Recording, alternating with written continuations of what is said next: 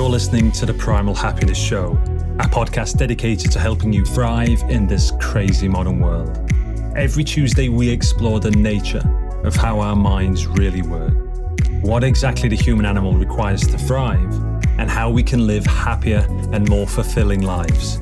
If you're new here and haven't yet taken our free class, then there's no better place to get a jump start on reclaiming your primal happiness. It's where we'll guide you step by step through our antidote to today's modern world. Simply head on over to primalhappiness.co/antidote to get the free class and discover how to thrive without having to move to a planet that's not so crazy as ours. But now, your host, Leanne Brooke-Tyler.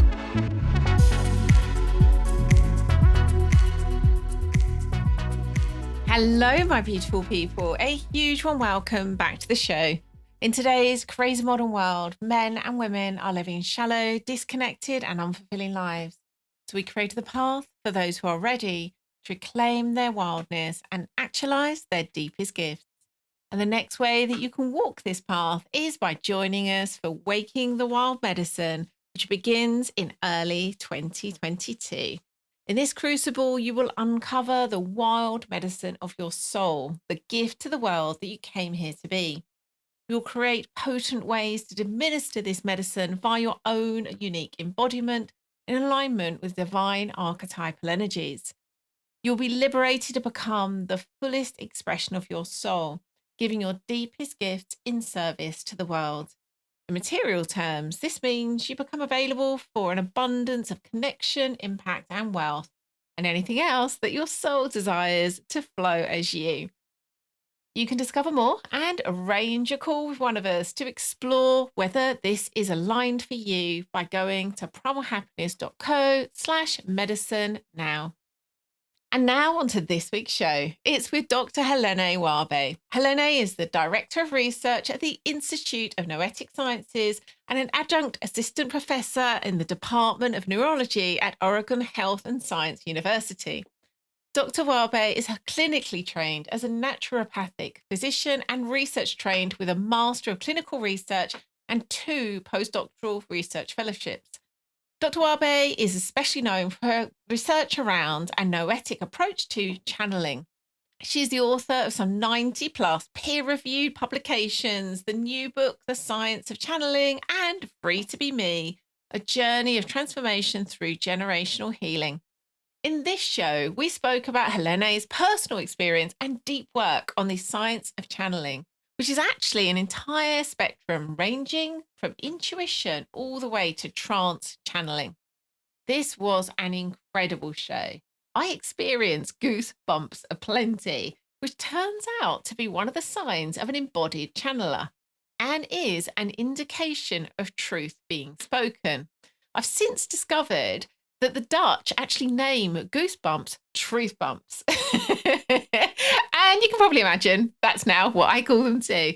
This was just such a memorable show, really one of my favorites of this year. You are going to love it. Let's dive in. Hello, Helané. Welcome to the show. Thank you so much. It's such a pleasure to be here with you today. Oh my goodness, the pleasure is all mine. I'm really looking forward to this conversation. And whilst I had a sense of the broader conversation we'd be in, it's actually a real surprise, the conversation we're going to be in around channeling. So that's a real delight. And I say it has like real magic in that Jonathan and I were only talking about channeling yesterday and with no understanding that you and I will be here talking about the science of it. So it feels very perfect and magical that we're going to have that conversation. Yes, great synchrony. Yes, very much so. So I know that, again, the work that you do is bringing together, and almost an alchemy of its own kind, actually, the scientific side of things and also the kind of the magic parapsychology side of things, which, as I was saying to you before we started recording, for me is such a sweet spot. That's something I'm so interested in. And you felt that actually giving some context about that work that you do at the Institute would be a really good place to start. So I'd love to know, how did that happen? How did it get created? How have you ended up doing that as your, like, what a job. Yeah. How did you end up with the dream job that you have? Absolutely. And I do call it a dream job every day. I'm so grateful that for the work that I do. And I think my story helps answer that question.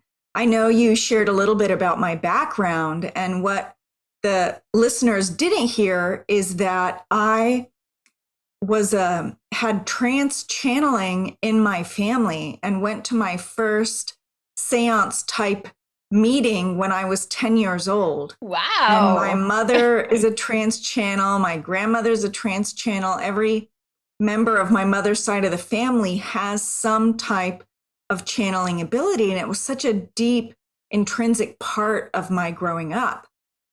Now, parallel to that, you heard about my academic career, and I found myself as a meditation researcher at an academic university with a clinical doctorate as a primary physician and all this clinical research background, being invited to a meditation work group at the Institute of Noetic Sciences. The acronym for that institute is called IONS. So I ended up at IONS with a group of about 20 meditation researchers asking questions about what was missing from Western research on meditation. Things like extended perceptions and what you might call parapsychology, clairvoyance, telepathy, etc. Meditators have these experiences when they meditate, but no one really talks about it. No one really talks about the spiritual aspects or the connection with the teacher.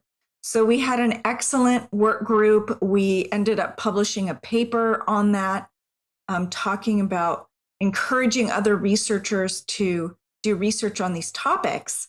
And while I was there at IONS, I was completely amazed that they could ask these questions, because here I was in the closet, if you will, about my personal experiences, and was going about my day-to-day, doing all this academic research, but leaving that channeling piece to the side. So I ended up, through incredible synchronicity, and working at IONS as a consultant and then an employee, and now as the director of research. And I'm so incredibly grateful that I can pursue doing rigorous science on what many people would call very esoteric topics. So you might be wondering, well, how is IONS allowed to do this, but nobody else will? And IONS was actually founded by Edgar Mitchell. And Edgar is an Apollo 14 astronaut that was an engineer. He was the sixth person to walk on the moon. He went to the moon, he did his job, and that in and of itself is so incredible. And he was coming home in his capsule, and he was spinning in his capsule, seeing the moon, the stars, the earth, and had this incredible transcendent experience where he felt one with everything and that he was a part of everything. So when he came back to Earth, he decided to create an institute that would focus on studying this incredible interconnectedness. And that was in 1973, almost 50 years ago now. Wow. And so IONS since then has been pursuing science and education about this topic of interconnectedness. And when you think about interconnectedness, it includes things that would be housed under parapsychology. This notion that our consciousness is not actually trapped in our physical brain, our physical body, and that it can expand beyond it. And at IONS, we propose that everyone has the capacity to channel in some form, but that channeling shows up in many diverse ways and on a spectrum, from things like intuition or gut hunches that probably everybody could say that they've had an experience of that, all the way to perhaps more rare things like mediumship and trance channeling. And then in between, you might have things like, knowing someone's mind or their emotions, or knowing the future, having a dream where you dream something and then it comes true in a couple of days. These all have various terms associated with them.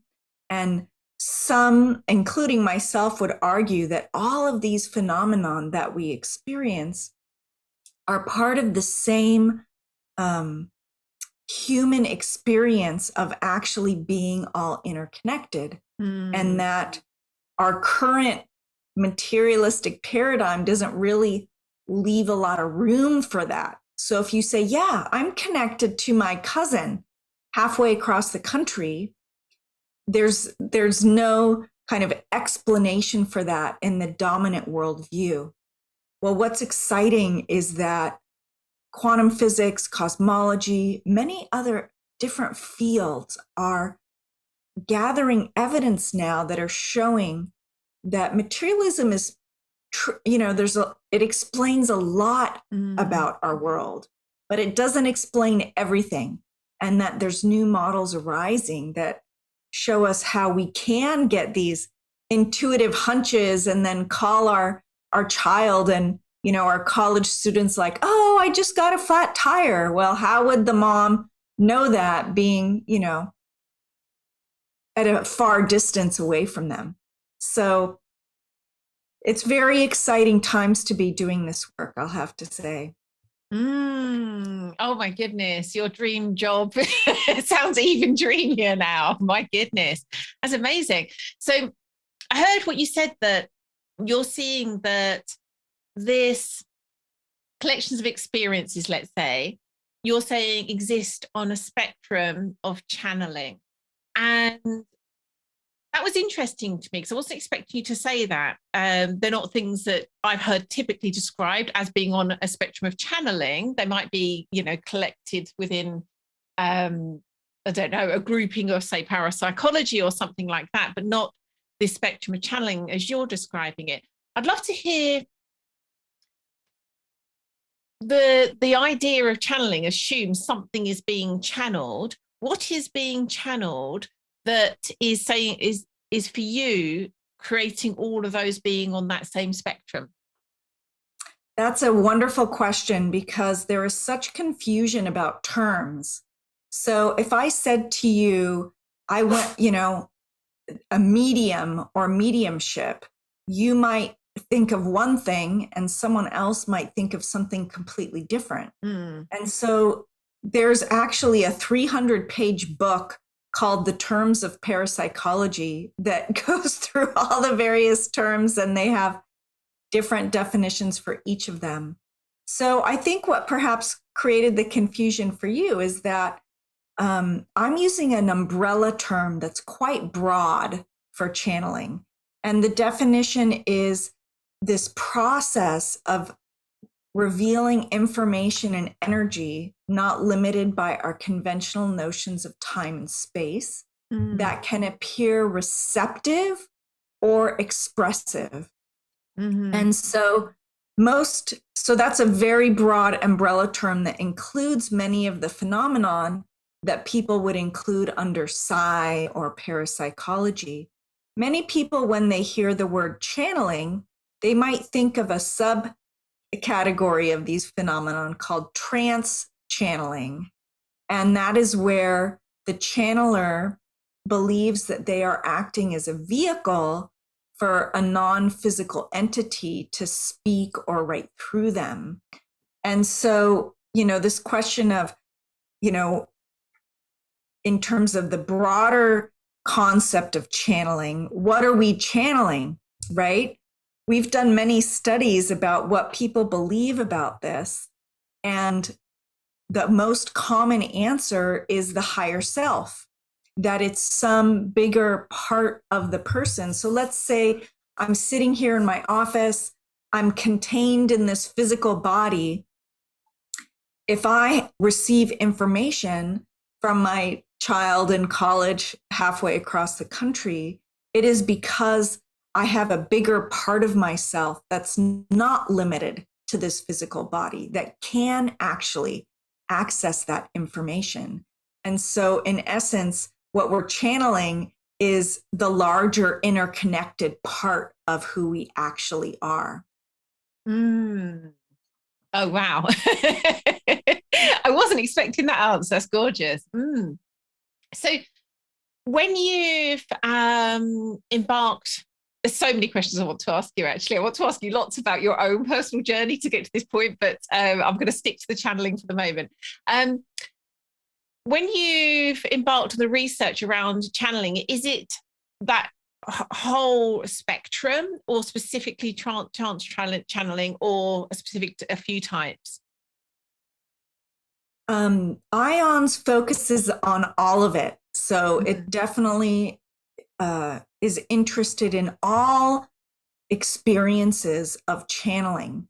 And when I got to ions, and I was completely amazed, I'd never actually heard of parapsychology. And I was like, wow, there's been 150 years of people researching this already. I had no idea, because my head was in the sand about wanting to essentially hide these experiences, because I was really afraid that people were going to judge me or criticize me for having this kooky family that does these bizarre things, right? And can I ask at that point, because that was yeah. you've gone right where I wanted to go. So let's just go there now.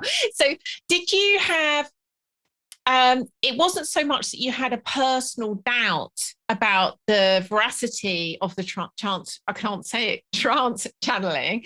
It was the fear that others would judge you. That's right. Yes. I mean, there's huge taboos about these topics. I think they are loosening a little bit, but you know, when I first started at IONS, I developed the IONS channeling research program, building on what they already did and tying in what many other researchers have done around the world, looking at important questions about channeling. What do we already know? How common is it? What are its characteristics? Who can channel? How does it work? Can we actually verify the information that comes through channeling? And can we use it for our greater good in some way? So I created a formal program and did a number of different studies within each of those questions. And so as I first started doing presentations about this topic, I would always have people coming up to me and saying, I had this happen to me and I can't share about it because people are going to think I'm crazy and I haven't told anybody about it. And so I'd get emails, and when it was in person, I'd have lines of people, and realize that I was not alone in this fear of sharing, and that there are so many taboos about it. And I think, considering our human history and the real actual persecution about people who have had these experiences, I would say that it's completely understandable that people are afraid. There's also, you know, a mental health aspect around this. You know, hearing voices is a classic sign of schizophrenia, which is a very real and mental health issue that needs support and love and treatment. So I don't want to diminish it. And when I use the word crazy, it's not to belittle at all any people who are suffering from mental health issues. It's just that these experiences are called a mental health issue when they're not. They're completely normal, functional, healthful experiences that bring great meaning and positive impact to people's lives. So in my recent book that was published in September, I have a whole chapter talking about the taboos. I have a whole chapter talking about mental health and how to discern whether this is really a mental health issue that you need support for, or what is most likely a normal, functional, intuitive capacity that you're experiencing and can learn how to manage and nurture for yourself. That really makes sense. Yes. As you say, it's completely understandable given the levels of misunderstanding and even persecution, of course, that's going to be a fear and not an unfounded one. You know, there is still a need to, I guess, use discernment about the conversations we're in about things like this. So I really appreciate that. So what I would love to know, and maybe you could give an example, is how you've gone about studying some of these things. And yeah, I love the detail. I'm a bit of a geek, so feel free to get into, like, you know, the exact how you design the study and everything. So I find this fascinating. Absolutely.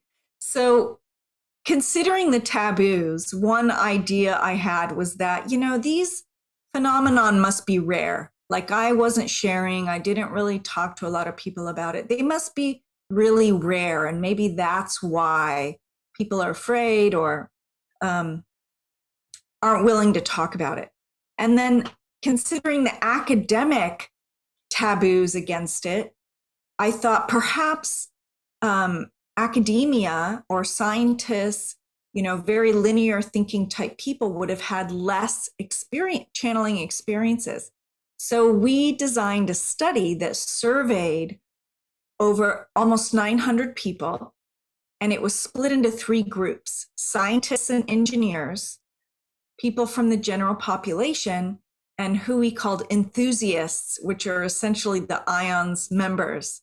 Mm-hmm. And we asked them about 25 different channeling experiences.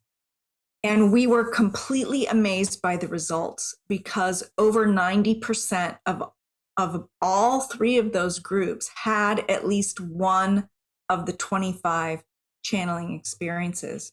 And I was like, there's something wrong here. Maybe this isn't quite right. So we looked at all the items again and took out the ones that might be perceived as normal, in quotes, experiences, like empathy instead of clear empathy, which is actually feeling people's emotions directly rather than, you know, seeing someone cry and having empathy for them. So we took out 5 of those items that might be construed as normal, if you will, and the numbers were still above 80%. So wow. That's a typical survey type study that we might do to look into this. Another study that IONS has done a number of with Dean Radin, our chief scientist, who you've actually interviewed in the past, is called the Distant Mental Intentions of Living Systems. And a pair of people would come to the laboratory. They would both get hooked up with brainwave, heart wave, skin, a number of different electrodes that would collect electrophysiology from their body. And they were placed in completely separate rooms. In fact, one of the pair, who we call the receiver, would be sitting in an electromagnetically shielded room. Wow. And then the other person, who we called the sender, was sitting in a completely different room. And in front of them would be a TV that was connected, closed circuit TV. And the instruction to the sender was that every time their partner's face would show up on the screen, they would send them positive intention. The instruction to the receiver would be to just sit there and relax and, you know, be in a relaxed state. And so these sessions might happen for like 20, 30 minutes or so. And the sender would alternate between sending and not sending. And then we'd look at the data coming off the body. So amazingly, the periods when the sender was sending, the receiver's body was changing. And we could see very clear, significant changes in the receiver's body signals when the sender was sending. So this idea of praying for someone or thinking positive thoughts about someone may actually do something. And what was remarkable about this is that the changes in the receiver's body happened instantaneously. So these studies have been repeated around the world. You say instantaneously at the moment that the sender was sending that positive intention. That's right. And My so goodness, that's giving me goosebumps. yeah, and these protocols have been done around the world, and they've been done at great distance. And so this gives us a little bit of information about how it works, because if this was working through some material force, it would take time for the intention to travel from the sender to the receiver. So let's say they were, 1,000 miles away. It would take, depending on how fast that thought traveled, would take time. But it doesn't take time. We see this over and over again in multiple different parapsychology paradigms, that it happens instantaneously. So it's actually outside time and also outside space, because there's not this distance piece. So that would be one example of a laboratory study that we've looked at in terms of trying to figure out how these things work and what their limits are. Oh my goodness, that was such a good example. I find this just thrilling. I really do. Talking specifically about the, if I can say it now, trance channeling. I also find this a tongue twister. Have you done any studies specifically on that? We have done a number of studies. We've done a number of survey studies where we ask about, who are the types of people that trance channel? What do they think the sources are? What type of information do they receive? So we did a study in the United States with about 80 trance channelers asking about those characteristics. We also did a unique study in Mount Shasta, California, with 5 trance channelers. And we did multiple sessions over about 3 days, and have published some papers about the different content that came through, the different type of trance channeling that people were doing. We also had a very unique aspect of that study, where in the corner of the living room where we were doing the work, we had something called a quantum noise generator.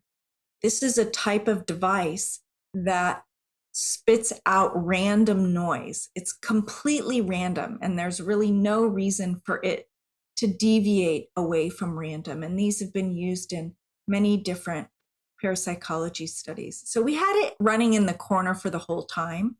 And then we marked in time when we were actually doing the channeling sessions, and when we were just sitting in the living room chatting and, in the same general spots.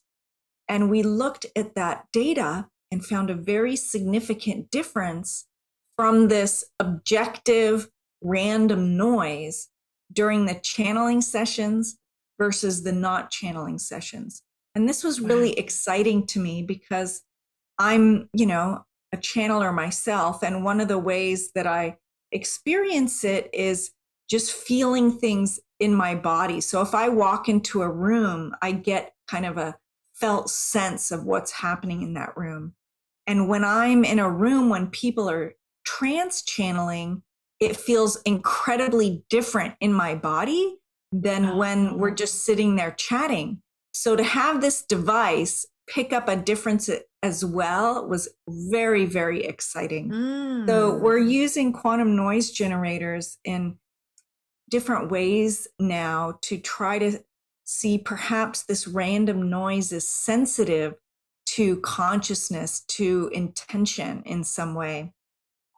We're building a device right now that we're hoping will be able to sense the biofield, or what some people might call the aura. It's going to be an array of multiple of these quantum noise generators that can be right next to the body, different parts of the body during energy medicine sessions.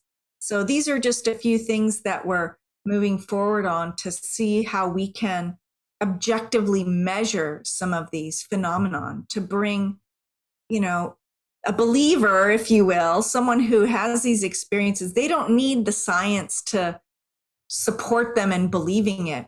And yet having that supports people who may not have had the experience, or who had it and want a little bit more context, want to understand what's happening. So these scientific studies help us understand how it works and how we can perhaps use it to support us. Mm. Oh my goodness, I'm getting chills like once a minute or so during this conversation in a good way. But I just find this amazing. I really do. You mentioned the goosebumps, and that's actually a very common channeling experience. So we've done surveys of hundreds of people asking them how they actually channel. And so that lies in this category called embodied experiences, where you actually feel it in your body. So you're not alone in the chills. Oh, wow. So many people get the chills when they perceive a truth or something that they're aligning with or resonating with, So you might be talking to someone, a friend, and they're saying, oh, I'm not sure if I should move to this place or this place. And every time they say the second city, you get chills all over your body. And you say, hey, friend, maybe it's this one because this feels more aligned and more truthful. Our bodies act as, I guess you can liken it to being an antenna. So I wanted to just interrupt you there and say, you're not alone with the chills. This is a really weird and somewhat meta experience. I'm getting chills as you're talking about getting chills when you hear truth. That's hilarious. Funny enough, I had an experience yesterday that was a really pronounced example of this. My dog's gathering the other dog's cushion. I was with a client and she shared something that she'd been a little bit, I'm not going to give the detail because it's personal, but I'll kind of gesture in the direction. She shared something that was a little bit kind of offbeat, as it were. And she'd actually been thinking, oh, I don't know whether to share this with Leanne because I don't know what she's going to think, because it was a bit in the realms of the kinds of things we're talking about. And saying that she'd kind of had this sort of like call to, I guess, study it more, getting more involved in it. And as she said it, I just had this it was just like 2 words and I just had like full body chills, goosebumps. And it was just like, yeah, that's exactly what she's meant to be doing. Perfect. What a perfect example. Absolutely. That's a perfect example of that. Wow. This is a gift in itself for me. So thank you so much for sharing that. So, in the time we've got left, and I've got a billion more questions I want to ask you, but I'm going to have to choose. As I said, just before we started recording, I first came across the Institute via the book Signs by, I think it's Laura Lee Jackson, you said, wasn't it? And the particular study that she'd been involved with, if I remember rightly, was around mediumship, was around, I guess what you could say, channeling people who had passed and receiving information that then would be given to their relatives. I think, if I remember rightly, it was something around that area. And from memory, it was incredibly accurate. The level of detail and then the accuracy was just way beyond anything that you could expect by chance. So I wonder, is there anything around that area? Because there's kind of like, on the one hand, there is that lived experience and recognizing, oh, this is actually something, many of us experience. But then there's like, as you said, there's I think you said the words, there's information and energy that's coming through this process of channeling. The information is the bit that kind of is quite mind-blowing when we're actually able to say this information came through and it's kind of, is it just nice, or is it actually something that's accurate, meaningful? So I'd love to hear, it doesn't necessarily have to be the study I mentioned, but studies that you've done that have sort of studied that accuracy of information. I'd love to hear anything along those lines. Yes, mediumship has been studied for, like I said, over 150 years. Obviously, all humans have the common future of passing and our bodies being no more. And so this fascination with what happens after our body dies is completely understandable. And the great question of humanity.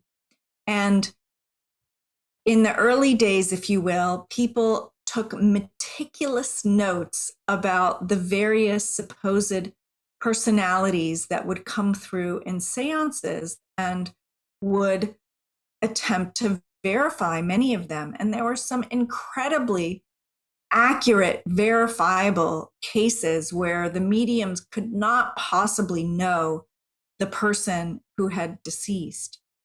Fast forwarding to modern times, there are a number of different laboratory studies that have been done by our lab, also Windbridge Institute, also Gary Schwartz in Arizona, using very rigorous triple-blind controlled studies where the medium doesn't know who the deceased target person is. They don't know who the sitter is. The investigator in front of them doesn't know, and they're the ones asking the questions. Really tightly controlled protocols to ensure that the medium isn't doing what's called cold reading, where you observe the person in front of you, and then that's kind of the path you take in terms of the information you give them.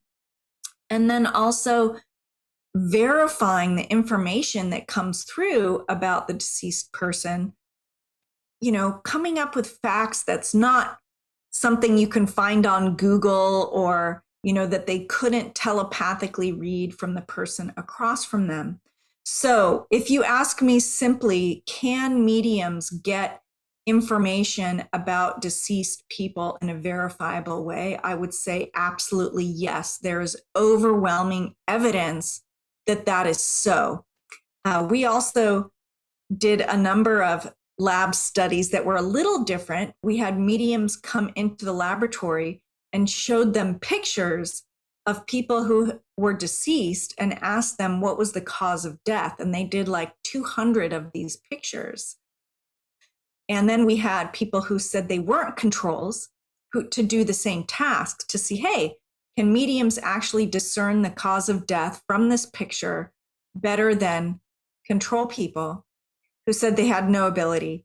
And amazingly, we did find significant findings that the participants were able, above chance, to tell how the person died from looking at their picture, but that there was no difference between the mediums and the controls, that actually everybody was able to do it. And this kind of supports our notion that we feel everyone has this intuitive capacity.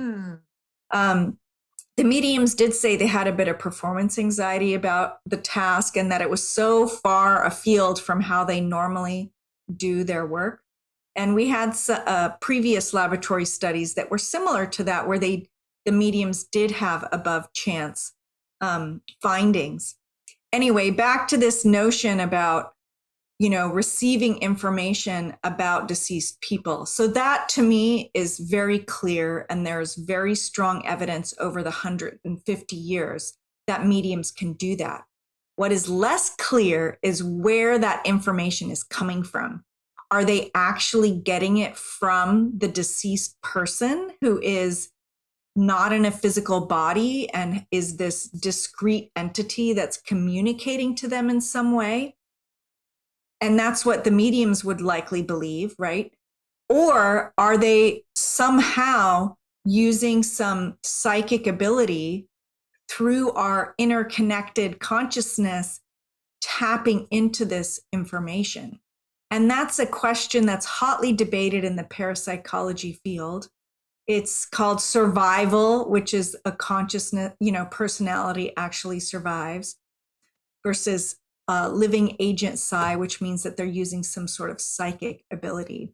I think with the tools we have today, it'll be very difficult to learn where that information's actually coming from. But the fact that mediums can get that information, I think there's strong evidence to support that. Wow.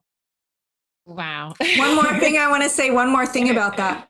You know, one thing that I argue in my book, of course, we're all curious about the source, and yet on some level, does it really matter? If the information that's coming through supports us, can we just use it until the tools are developed to be able to learn what the source is? there have been a number of studies now done looking at grief and how people process grief, and that sessions with mediums actually support people to heal and move through their grief more easily. So there is great benefit to people who have a positive experience with mediums, regardless of what they're actually tapping into. I really love that. And I agree. I lost my father in 2012, and it was a real, it's hard to even, it's kind of big sort of spiritual opening for me, let's say it that way. And within the week after he died, I read the book Journey of Souls.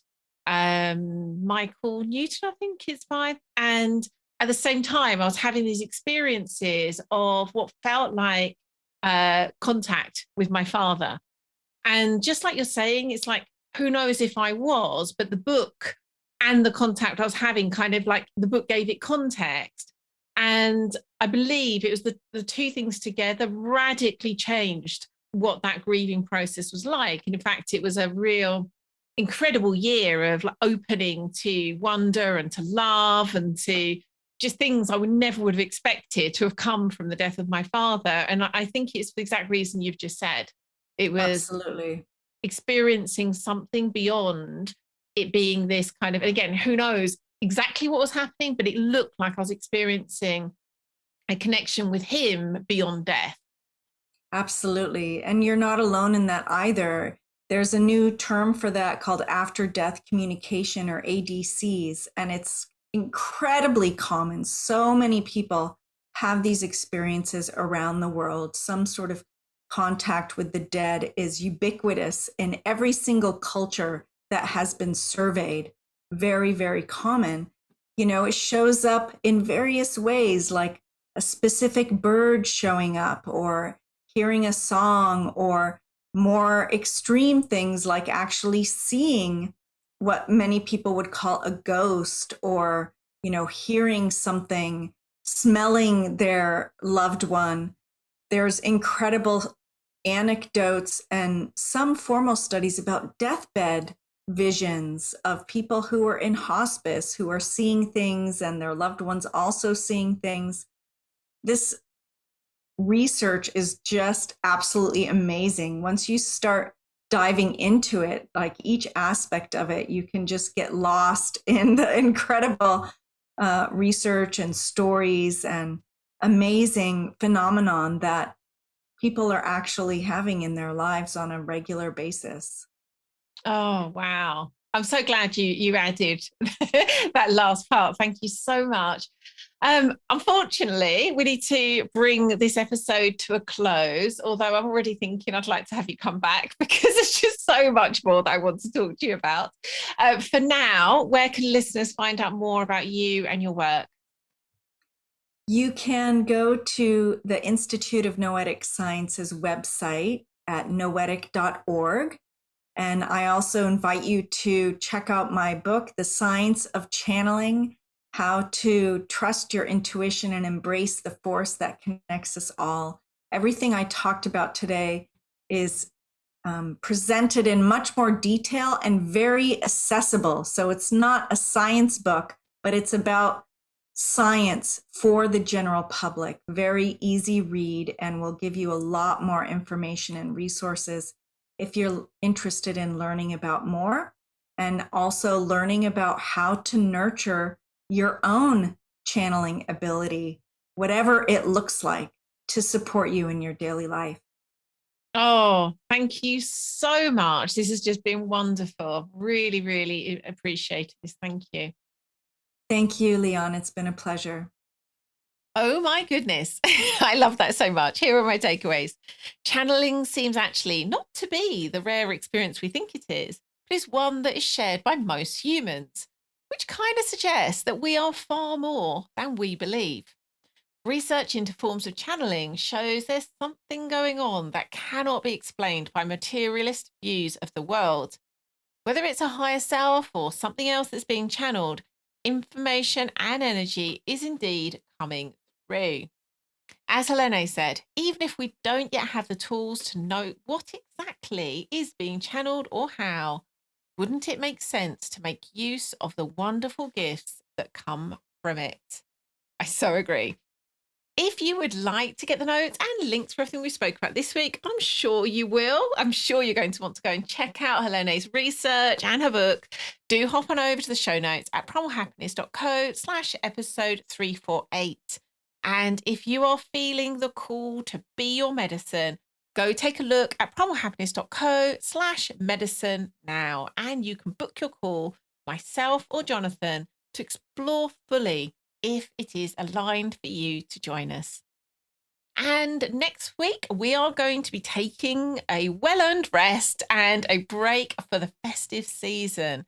Really hope you make the most of the time and do whatever you need to do to restore and rejoice. We're back again first week of January. And if you don't want to miss out on that episode, head on over to Apple Podcast, Stitcher, or your app of choice and hit that subscribe button. That way you'll get each episode delivered straight to your device as soon as it's released. Thank you so much for listening. You've been wonderful. Catch you again next year.